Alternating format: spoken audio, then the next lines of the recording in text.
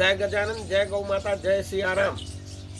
मैं अवधूत रामायणी, अखिल विश्व गौ संवर्धन ट्रस्ट परिषद दिल्ली राष्ट्रीय अध्यक्ष, गौशाला केसरगढ़। ये कौका से हमारे सब बाघेला भाई लोग हमको ये राम कथा का आमंत्रण देने के लिए आए और बहुत अच्छी आनंद की बात है। परसों से यानी 1 जनवरी से 9 जनवरी तक राम कथा सीताराम बापा सीताराम की मर्जी में होगी। तो प्रसंगोपात राम कथा में गाय का क्या महत्व है वो मैं इनको बता रहा था कि भाई जो राम का जन्म होता है वो गाय के द्वारा होता है। राजा दिलीप को कोई संतान नहीं होती है, गुरु वशिष्ठ जी के पास जाते हैं, वो उनको गाय देते हैं और गौ सेवा का आदेश करते हैं और राजा रानी 1 साल तक गाय की सेवा करते हैं और वो गौ माता की कृपा से राजा दिलीप के घर में एक संतान होती है, उनका नाम रघु रखा जाता है, रघुवंश चलता है।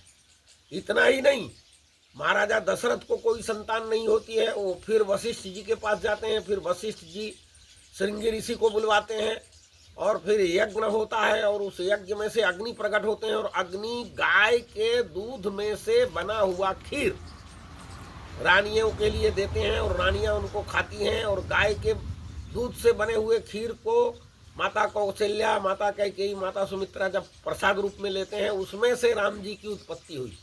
तो राम जी की उत्पत्ति ही गाय से हुई है। अब ये अयोध्या में राम मंदिर बनाया, क्या मतलब है? Meaningless. Everything is meaningless in this country where in India every day in the slaughter houses more than 1 lakh cows are cutting। 1 lakh से ज्यादा गौवंश अगर इस देश में कट रहा है तो यहाँ न राम कथा का कोई मतलब है, न कुंभ मेले का कोई मतलब है, न भागवत कथा का कोई मतलब है, न देवी भागवत कथा का कोई मतलब है।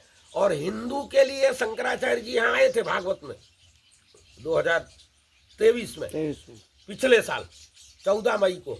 तो उन्होंने बताया कि जो गाय को माता मानता है वही हिंदू है, दूसरा कोई हिंदू है ही नहीं। तो अगर इस देश में हिंदू हैं जिंदा तो गाय को माता मानते हैं तो माता कट रही है और हिंदू देख रही है, ये कैसे हो सकता है? ये दोनों चीजें एक साथ कैसे हो सकती हैं?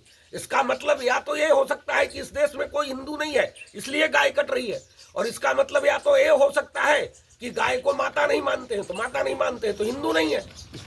निर्णय करना पड़ेगा। ये शंकराचार्य की कही हुई बात है। कांजी भाई थे यहाँ पे, ये नंदा भाई भी थे।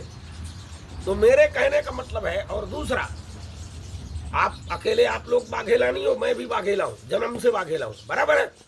तो हमने तो अपना पूरा जीवन गाय के लिए दे दिया और गौ माता को बचाने के लिए, गौ हत्या बंद कराने के लिए, गौ सुरक्षा के लिए कानून बनवाने के लिए 10 साल तक मैं दिल्ली में पड़ा रहा और गौ माता को अभी वर्तमान में राज्य माता, राष्ट्र माता, विश्व माता का सम्मान दिलाने के लिए पूज्य श्री गोपाल मणि जी महाराज के साथ चारों शंकराचार्य जी मैदान में उतरे हैं और पूरे कोशिश कर रहे हैं। और ये कुंभ मेले में भी बहुत बड़ा प्रयास होने वाला है। जब तक इस देश में गौ माता सुरक्षित नहीं हो जाती, उनको राज्य माता का मैं धन्यवाद दूंगा महाराष्ट्र के पूर्व मुख्यमंत्री एकनाथ शिंदे को, जिन्होंने अपने कठोर निर्णय के द्वारा गौ माता को राज्य माता का दर्जा दे दिया।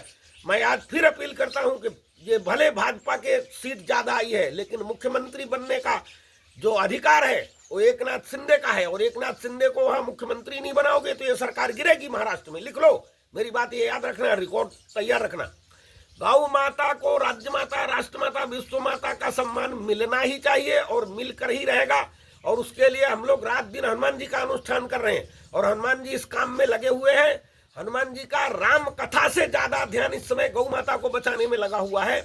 इसलिए आप हर रोज वहां गौ माताओं को हरी घास खिलाएंगे। बोलिए सिया रामचंद्र भगवान की जय। कर दो वायरल।